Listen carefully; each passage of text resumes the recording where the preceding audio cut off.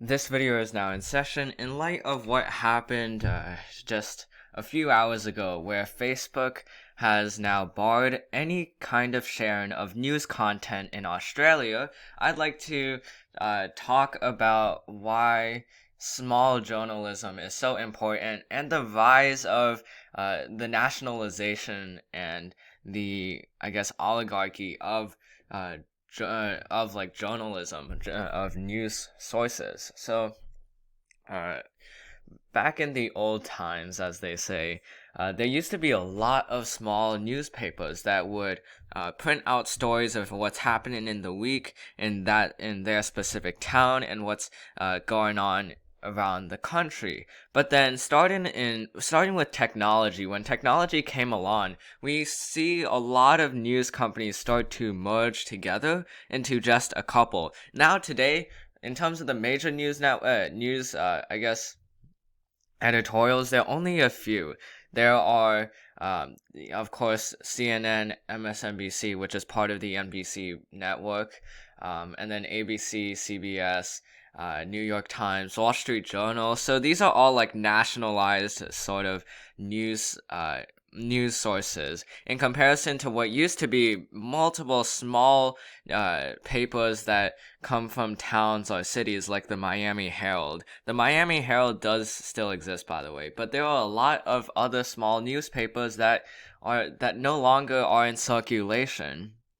And that's ultimately a problem that Facebook helped create. One of the biggest things that Facebook prides itself on is the ability to share things quickly, share anything without any restrictions. And essentially, that kind of business model went way against the business model, or I guess like it went in competition with a lot of the small newspapers who break stories, who produce actual stories that matter for you in your daily life. Like, is this traffic light gonna get removed? Is this gonna happen? Is that gonna happen? And all of this, as a result of technology and Facebook, has become nationalized.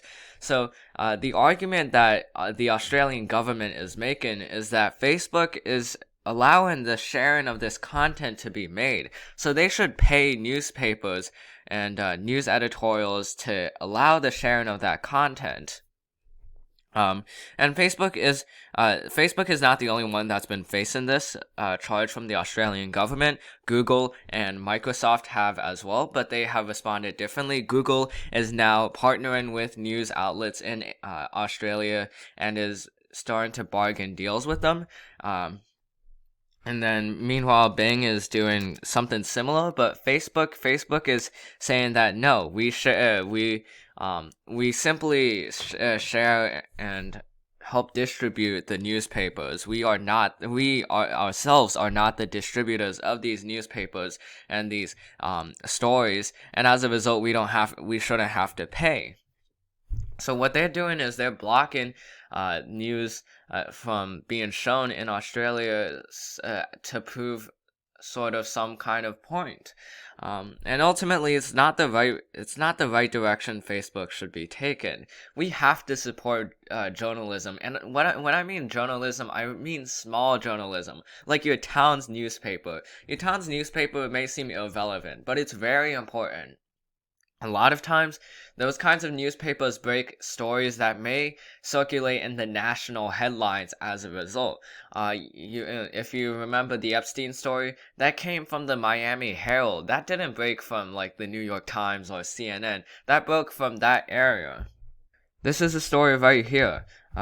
Right here, Miami Herald. These kinds of newspapers and news editorials are the people who are actually going deep into investigations and bringing out important stories that matter.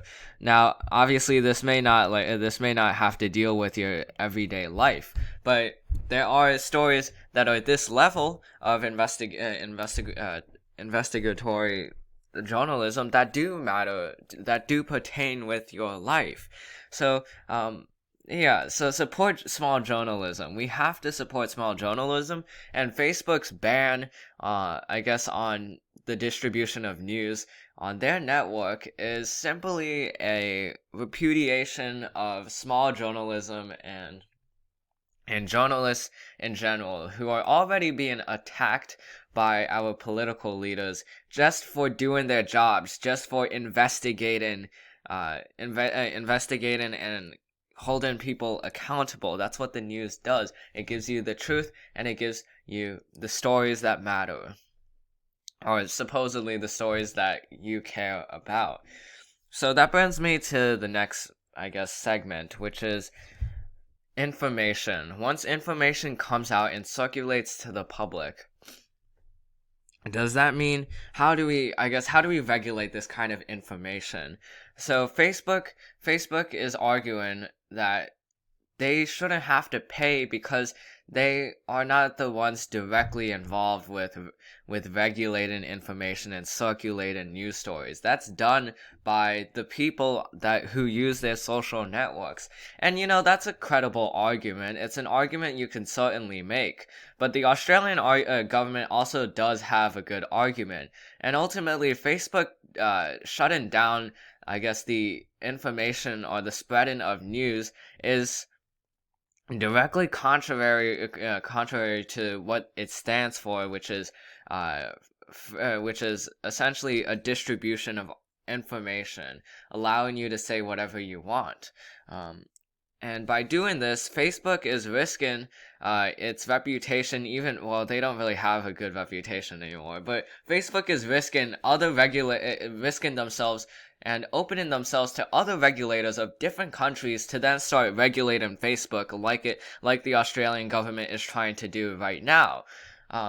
Doing this is not a good idea for Facebook, but at this point it's too late. They've already released it, and I would not be surprised if regulators start cracking down on Facebook and the information of news. And speaking of information, this kinds of goes into how we should allow news, how we should regulate news, how we should regulate general information. Because right now there are a lot of fake and demeaning stuff on Facebook and as well as on other social platforms. So who regulates this kinds of things? Currently we've said that Facebook should be regulating them, that it's up to the social media networks to regulate them. But there are a lot of people who say that this kind of information should not be regulated at all. And in my opinion, that's a bad idea. We have to have some kind of regulation with the content that we share. A lot of it can be defamatory. A lot of it is lies and slander, and as well as libel. So not regulating that kind of information means that you're accepting that kind of information, that you're saying it's not false, it's not fake. And people start to then believe in false information that's propagated in social media. They start to see posts from fringe conspiracy groups, and then they start to jump on that and become part of those people. And that's essentially what helped contribute to the January 6th Capitol riot that happened. So, in my opinion, we do need regulation of the content that is run out. Now, the question is, who regulates that? Who should regulate that? Currently, we have social media networks regulating it. Twitter has been one of the biggest regulators of tweets, of their content in social media. If you look at Donald Trump's account, it's now gone.